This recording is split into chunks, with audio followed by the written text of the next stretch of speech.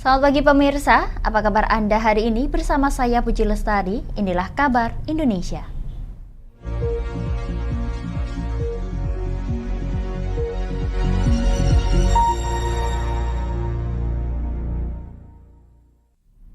Pemirsa, Balai Pelayanan Perlindungan Pekerja Migran Indonesia Provinsi NTB mengeluarkan imbauan kepada masyarakat khususnya calon pekerja migran Indonesia agar tidak mengikuti perekrutan kerja luar negeri yang ditawarkan oleh lembaga pelatihan kerja.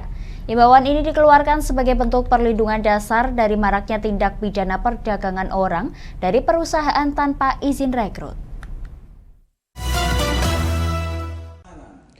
Setelah tertangkapnya dua pelaku tindak pidana perdagangan orang atau TPPO oleh Direktorat Reserse Kriminal Umum Polda NTB pada pekan lalu, Balai Pelayanan Perlindungan Pekerja Migran Indonesia atau BP3MI mengeluarkan imbauan kepada masyarakat, khususnya para calon pekerja migran Indonesia atau PMI, agar tidak menempuh jalur perekrutan kerja luar negeri yang ditawarkan oleh Lembaga Pelatihan Kerja atau LPK. Kepala BP3MI NTB Mangiring Hasolowan Sinaga yang ditemui pada Selasa 13 Juni mengatakan secara administratif tugas dan fungsi LPK hanya untuk memberikan pelatihan keterampilan sumber daya manusia bagi CPMI, bukan untuk melakukan aktivitas perekrutan. LPK boleh memberikan rekomendasi kepada perusahaan penempatan pekerja migran dari hasil pelatihan keterampilan yang diberikan. Para calon pekerja juga diminta dapat melaporkan bila menemukan adanya indikasi pelanggaran yang dilakukan oleh LPK. Hati-hati dengan LPK yang menjanjikan. LPK itu tusinya hanya melatih, tidak memberangkatkan. Ya, jangan ada LPK rasa P3MI. Nah, P3MI itu yang boleh memberangkatkan, LPK tidak boleh memberangkatkan. Dia hanya tusi melatih. Laporkan ke kami bila ada LPK yang memungut selain biaya pelatihan. Dia menjanjikan biaya penempatan. Laporkan dengan kami. Sinaga juga melaporkan sejak Januari hingga bulan Juni tahun 2023 telah tercatat lebih dari 16.000 pekerja migran asal NTB telah ditempatkan bekerja di luar negeri sesuai prosedur. Selain itu, pihaknya juga telah membangun kerjasama dengan kantor imigrasi daerah untuk mendeteksi dini arus perjalanan penumpang di bandara. Pemirsa, Menteri Lingkungan Hidup dan Kehutanan Siti Nurbaya menyebut polusi plastik masih menjadi masalah lingkungan global. Untuk itu, pemerintah mendalami dan memperluas strategi reduce, reuse, recycle dengan menerapkan skema pengelolaan sampah dengan mengoptimalkan industrialisasi penanganan sampah yang dikelola secara profesional serta terintegrasi.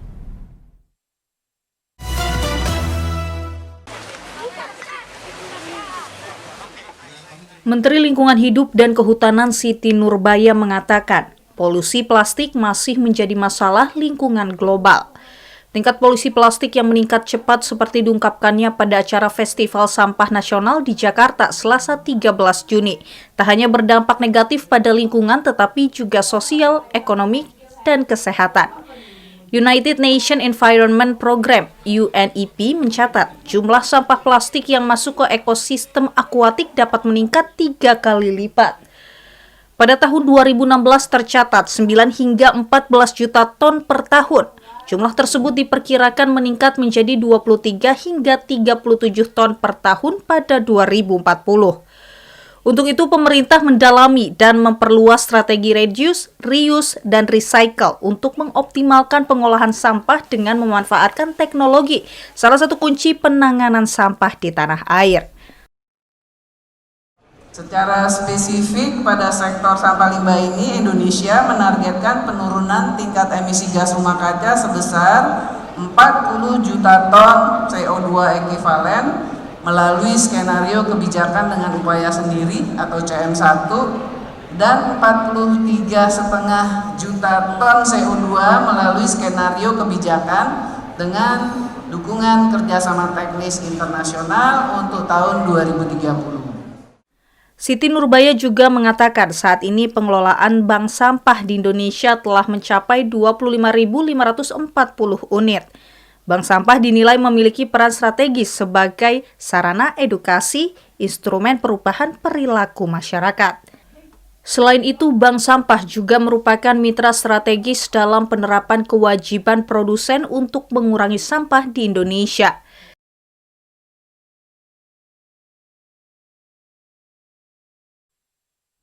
Pemirsa, pemerintah Provinsi Papua mendapatkan kuota 800 beasiswa bagi pelajar melalui program Afirmasi Pendidikan Menengah atau ADEM dan Afirmasi Pendidikan Tinggi ADIK dari Kementerian Pendidikan dan Kebudayaan. Sebagai salah satu upaya pemerataan kualitas pendidikan bagi anak-anak Papua, termasuk 3 daerah otonomi baru.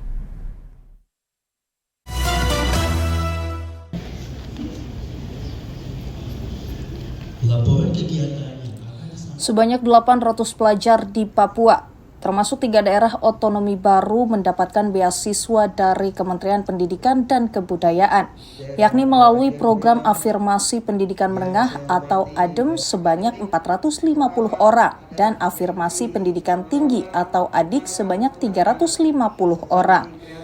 Penerima beasiswa seperti dijelaskan Kepala Bidang Pendidikan Khusus dan Layanan Khusus Dinas Pendidikan, Perpustakaan, dan Arsip Daerah Papua, Laurens Wantik, saat ditemui di Jayapura pada 14 Juni. Dikhususkan bagi orang asli Papua atau OAP. Mereka akan menempuh studi di sekolah dan perguruan tinggi berkualitas, di mana untuk penerima beasiswa ADEM akan disebar di sekolah yang ada di 6 provinsi di Jawa dan Bali. Sementara penerima beasiswa ADIK akan disebar 98 perguruan tinggi negeri dan swasta dari Aceh hingga Maluku, dengan anggaran biaya hidup sebesar 1,2 juta rupiah per bulan. Terus adik juga dibantu tiket pergi, kemudian biaya SPP atau biaya kuliah langsung transfer ke sana, semua biaya oleh Kementerian Pendidikan. Banyak orang tua, hampir sebagian besar, hampir 90% lah itu orang tua sangat terbantu dengan program afirmasi ini. Melalui program beasiswa ADEM dan ADIK ditargetkan mampu memberikan pendidikan yang berkualitas, sehingga dapat menghasilkan percepatan pembangunan sumber daya manusia yang unggul di Papua. Kami akan jeda sejenak pemirsa, tetap bersama kami di Kabar Indonesia.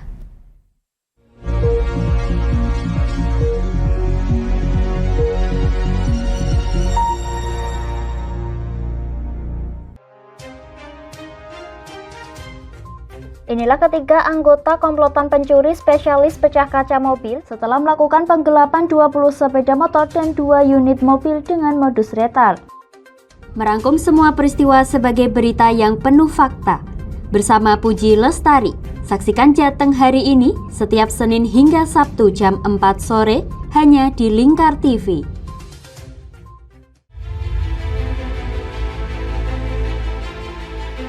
Memberikan pinjaman uang kepada saya dengan bunga 8% per bulan. Membedah opini narasumber, menggali lebih dalam untuk mendapatkan perspektif baru yang lebih faktual. Masalahnya, nota perbaikan kapal itu semua ada di saya.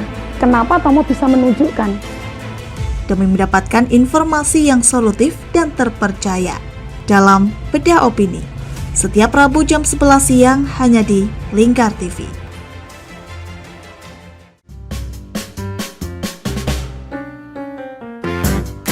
Mari pilih motif batik yang kamu suka di Batik Yuliati Warno.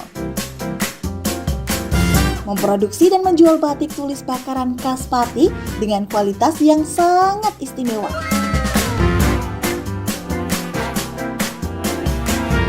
Cocok buat oleh-oleh, seserahan, bahkan untuk baju nikahan loh. Menyediakan berbagai motif mulai dari batik klasik sampai batik modern. Ayo borong segera Batik Yuliati Warno. Anda bisa melihat proses produksi batik secara langsung di rumah produksi kami loh. Alamatnya ada di Desa Langenharjo, RT 7 RW 3, Jalan Juwana Tayu, Kilometer 3, Kecamatan Juwana, Kabupaten Pati, Jawa Tengah. Atau Anda bisa menghubungi nomor telepon kami di 081 326 693 300. Ayo datang dan pilih motifmu segera.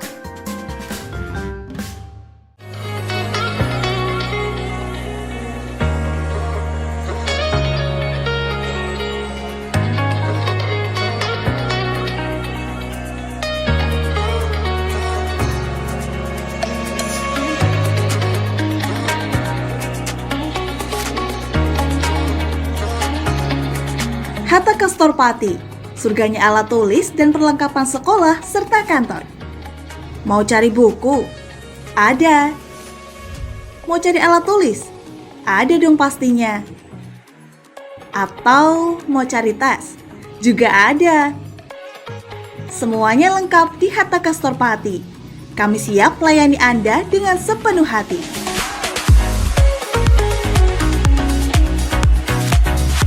Alamat kami ada di Jalan Pemuda nomor 204, Kabupaten Pati. Buka dari jam 8 pagi sampai jam setengah 9 malam. Anda mau cari kami di e-commerce? Juga tersedia. Atau Anda bisa mengunjungi Instagram dan TikTok kami di @hattaka.official.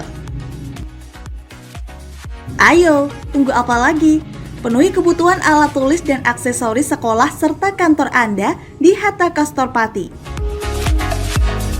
Ada buku, ada meja. Yuk beli di Hatta Castor aja.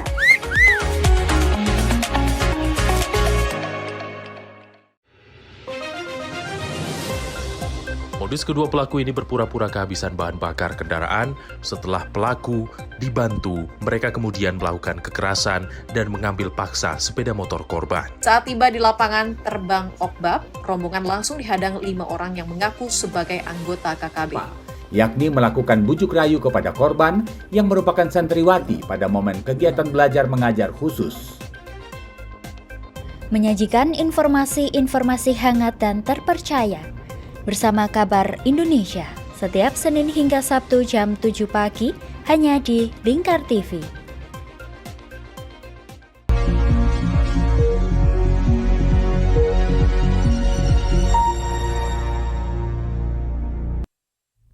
Anda masih menyaksikan Kabar Indonesia pemirsa. Maria Francisca Tambingon, anggota Papua Youth Creative Hub yang pernah mewakili Papua di ajang Putri Indonesia tahun 2014, kini mengembangkan usaha di bidang peternakan melalui peternakan ayam petelur yang ia dirikan sejak 2020. PYCH juga membantu para pemuda dan mama Papua dalam mengembangkan usaha mereka di berbagai sektor lainnya seperti kria dan pangan khas Papua.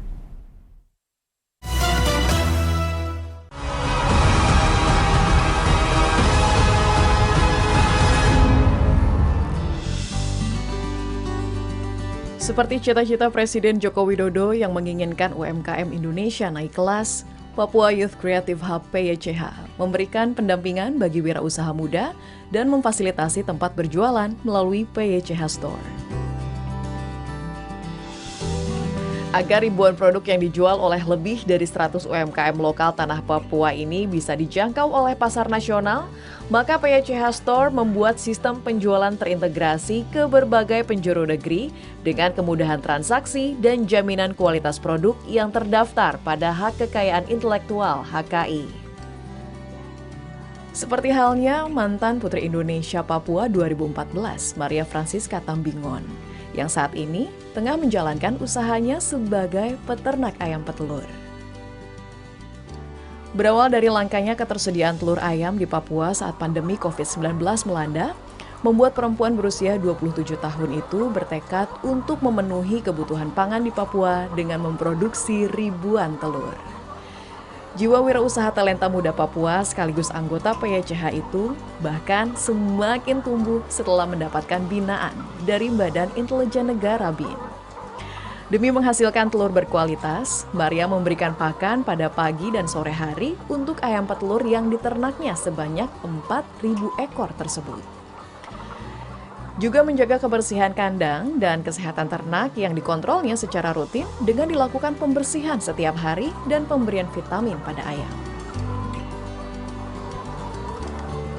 Berkat konsistensinya menjalankan peternakan ayam petelur, ia pun mempekerjakan 4 orang karyawan yang turut membantu mendistribusikan telurnya tersebut hingga ke berbagai wilayah.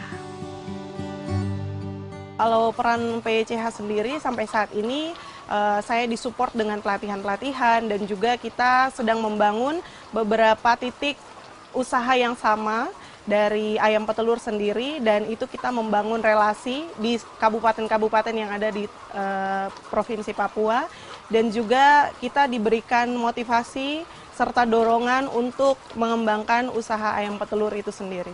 Kita jual di situ, jadi orang bisa tahu bahwa oh ada telur ini nih di sana yang disupport oleh PYCH seperti itu. Jadi masyarakat lebih tahu bahwa ternyata bukan hanya telur X saja yang ada di Papua, tapi ada telur ini nih, begitu. Di sektor kria, pendampingan para anggota PYCH juga didapat oleh Lucy Sampari Umbora yang menjalankan usaha aksesori khas Papua yang diberi nama Shimini Art Shop. Kala itu Lucy hanyalah membantu orang tuanya yang menjalankan usaha pernak-pernik tersebut selama lebih dari 10 tahun. Hasrat Lucy semakin memuncak setelah hadirnya Papua Youth Creative Hub untuk membantunya memiliki usaha rintisan. Bantuan modal, dana hibah dari PYCH itu di tahun 2020, dan di tahun 2021 saya mendapatkan bantuan barang dengan seperti barang-barang yang saya gunakan seperti etalase dengan rak-rak dan juga bahan baku yang saya gunakan untuk proses pembuatan mahkota. Dan juga PYCH sangat berpengaruh dalam saya punya usaha karena PYCH membantu saya untuk mempromosikan usaha yang saya punya.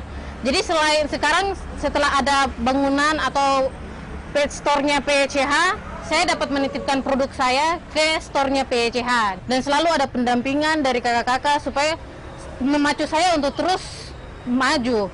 Dan juga untuk meluaskan saya punya pemasaran, bukan hanya di Jayapura saja, tapi untuk sampai ke luar Jayapura, luar Papua.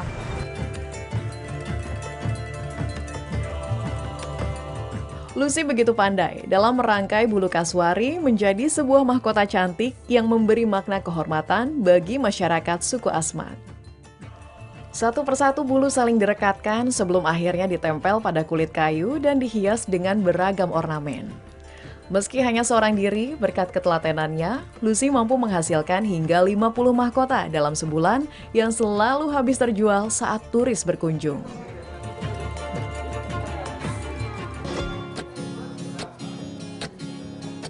Di bidang kuliner, PYCH Store menggandeng Mama Papua untuk berinovasi menggunakan sagu. Sagu adalah makanan pokok bagi masyarakat yang tinggal di Indonesia Timur. Bukan lagi papeda, sagu yang diolah Mama Papua berikut ini dijadikan bahan utama untuk membuat es krim. Inisiasi Magdalena Toto yang telah merintis usaha es krim sagu sejak 2019 itu pun kini semakin dikenal luas oleh berbagai kalangan berkat lahirnya PYCH. Ia yang semula hanya menjual es krim di sekitar rumahnya saja dengan jumlah pembeli dalam hitungan jari tersebut, kini punya cerita lain.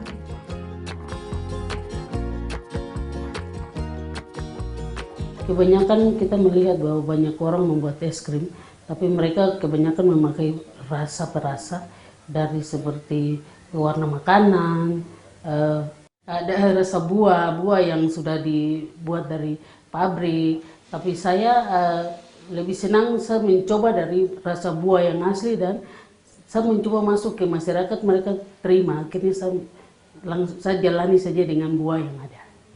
Karena sehat dan gampang didapat yang di pasar. Mungkin saat ini orang merasa bahwa buah itu cuma bisa dimakan, tapi kini saya bisa buat menjadi es krim. Itu adalah salah satu khas yang kita bisa angkat dari Papua. Ratusan cup es krim varian rasa yang dikreasikan oleh dirinya bersama kakaknya itu menjadi kuliner andalan para pengunjung saat berada di PYCH Store. Sejenis hidangan penutup yang terbuat dari sagu, susu, dan buah asli itu pun semakin menambah rentetan daftar penganan khas dari ujung paling timur Indonesia itu. Kami berterima kasih juga dengan berdirinya PYCH, mereka sudah bisa melihat kami mau Papua, sekalian membuka pasar bagi kami untuk berjualan.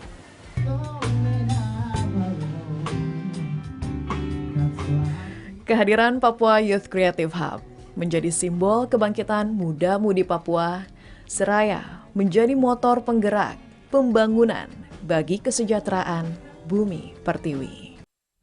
Pemirsa, Rasmia Sukma, perempuan asal Desa Tegarwaru, Jember, Jawa Timur, berhasil meraup keuntungan hingga jutaan rupiah sekaligus memberdayakan perempuan di desanya melalui kerajinan anyaman plastik.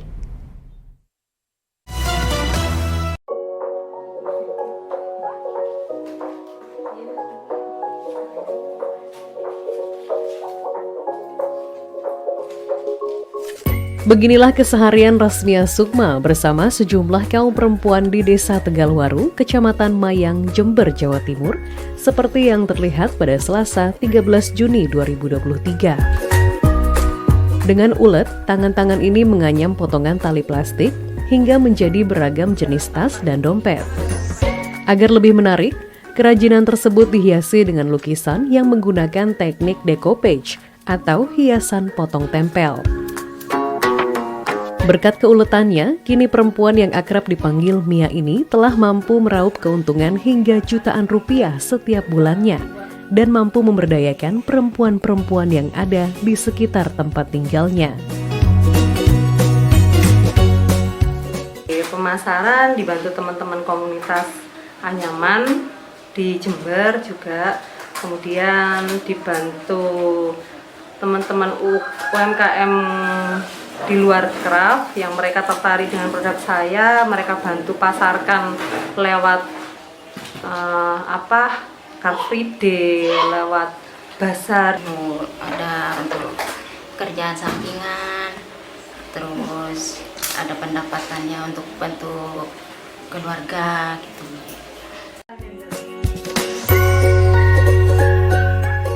Selain dipasarkan secara langsung melalui berbagai kegiatan pameran produk usaha kecil menengah, kerajinan tas dan dompet ini juga dipasarkan melalui sosial media, mulai dari Rp15.000 hingga Rp120.000.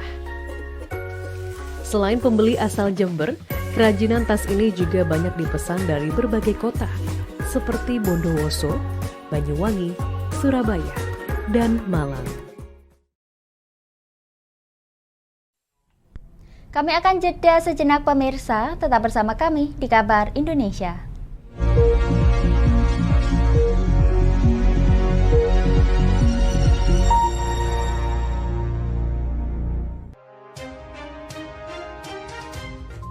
Inilah ketiga anggota komplotan pencuri spesialis pecah kaca mobil setelah melakukan penggelapan 20 sepeda motor dan 2 unit mobil dengan modus retard. Merangkum semua peristiwa sebagai berita yang penuh fakta. Bersama Puji Lestari, saksikan Jateng hari ini setiap Senin hingga Sabtu jam 4 sore hanya di Lingkar TV.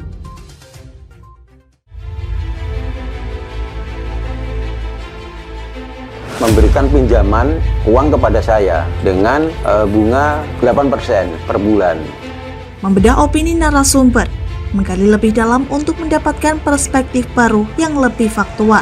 Masalahnya, nota perbaikan kapal itu semua ada di saya. Kenapa Tomo bisa menunjukkan? Demi mendapatkan informasi yang solutif dan terpercaya. Dalam Bedah Opini, setiap Rabu jam 11 siang hanya di Lingkar TV.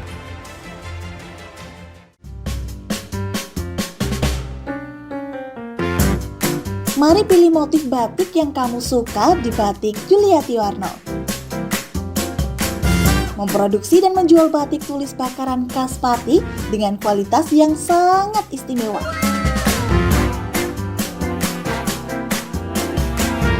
Cocok buat oleh-oleh, seserahan, bahkan untuk baju nikahan loh. Menyediakan berbagai motif mulai dari batik klasik sampai batik modern. Ayo borong segera Batik Yuliati Warno. Anda bisa melihat proses produksi batik secara langsung di rumah produksi kami loh. Alamatnya ada di Desa Langenharjo, RT 7 RW 3, Jalan Juwana Tayu, Kilometer 3, Kecamatan Juwana, Kabupaten Pati, Jawa Tengah. Atau Anda bisa menghubungi nomor telepon kami di 081 326 693 300. Ayo datang dan pilih motifmu segera.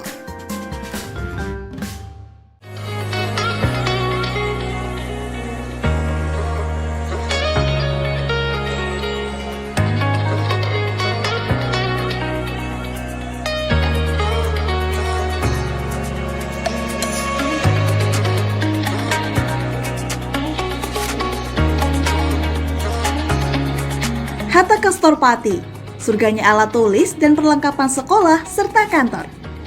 Mau cari buku? Ada. Mau cari alat tulis? Ada dong pastinya. Atau mau cari tas? Juga ada. Semuanya lengkap di Hatta Castor Pati. Kami siap melayani Anda dengan sepenuh hati.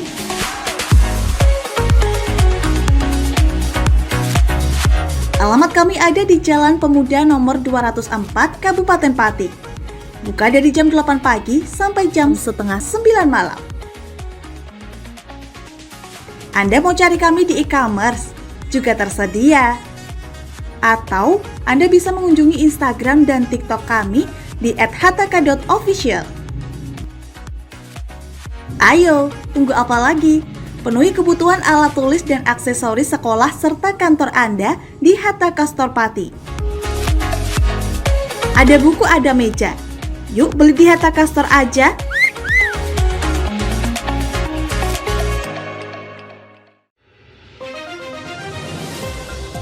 Modus kedua pelaku ini berpura-pura kehabisan bahan bakar kendaraan. Setelah pelaku dibantu, mereka kemudian melakukan kekerasan dan mengambil paksa sepeda motor korban. Saat tiba di lapangan terbang Okbab, rombongan langsung dihadang 5 orang yang mengaku sebagai anggota KKB.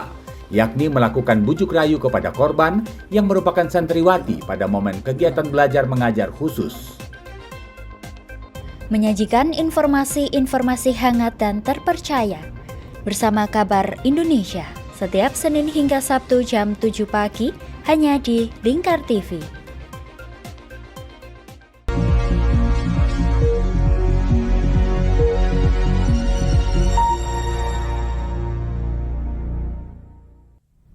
Anda masih menyaksikan Kabar Indonesia pemirsa. Direktorat Jenderal Kekayaan Intelektual Kementerian Hukum dan Hak Asasi Manusia memberikan anugerah hak atas kekayaan intelektual komunal pada KAIN Sasirangan, Kalimantan Selatan dan mendorong masyarakat serta pelaku UMKM untuk turut mendaftarkan kekayaan intelektualnya agar mendapatkan pengakuan hak atas kekayaan intelektual dari klaim pihak lain.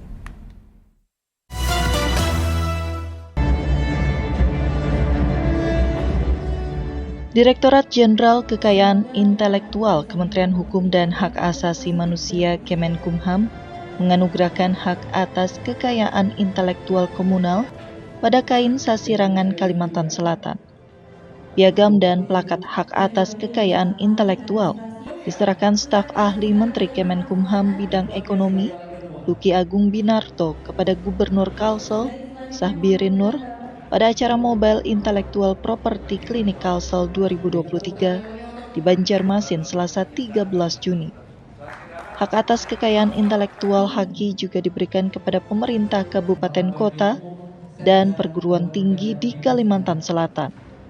Gubernur Kalsel, Sahbirin Nur menyampaikan, Pemprov Kalsel telah mendaftarkan 33 kekayaan intelektual komunal ke Direktorat Jenderal Kekayaan Intelektual. Dan masih banyak potensi kekayaan intelektual lainnya yang belum didaftarkan. Ini daerah kita Kalimantan Selatan ini termasuk daerah yang berkebudayaan yang tinggi dan berperadabannya juga cukup lumayan, sehingga hasil karya masyarakat kita ini sungguhlah sangat banyak sekali sebenarnya. Namun kita sedikit barangkali agak terlambat, boleh dikatakan demikian, dalam hal mencatatkannya gitu ya. Sementara itu, staf ahli Menteri Kemenkumham bidang ekonomi, Luki Agung Binarto menyampaikan pihaknya melalui Ditjen Kekayaan Intelektual masih mendorong seluruh potensi yang dimiliki daerah agar didaftarkan guna mendapatkan HAKI sehingga tidak ada klaim dari pihak lainnya. Saya melihat bahwa mungkin masyarakat ada yang mungkin belum tahu atau ada yang mungkin terlalu asik dengan produknya, sehingga ini kita secara masif bergerak sama dengan jargon dari Kalsel ini untuk mendatangi masyarakat. Pada kegiatan ini, Kemenkumham juga meluncurkan logo Mobile Intellectual Property Clinic.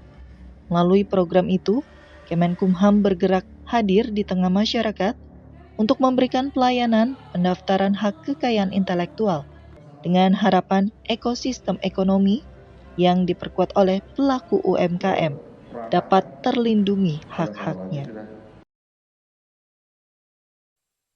Pemirsa, Wali Kota Banjarmasin Ibnu Sina meresmikan Tatah Belayung sebagai kampung usaha ikan lele binaan Dinas Ketahanan Pangan, Pertanian, dan Perikanan Banjarmasin. Keberadaan kampung tempat budidaya ikan lele ini diharapkan dapat meningkatkan kesejahteraan warga setempat.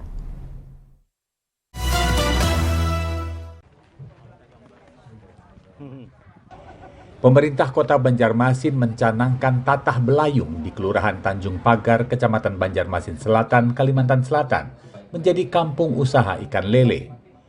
Pencanangan yang dilakukan pada Selasa 13 Juni ini digagas oleh Dinas Ketahanan Pangan, Pertanian, dan Perikanan DKP 3 Kota Banjarmasin.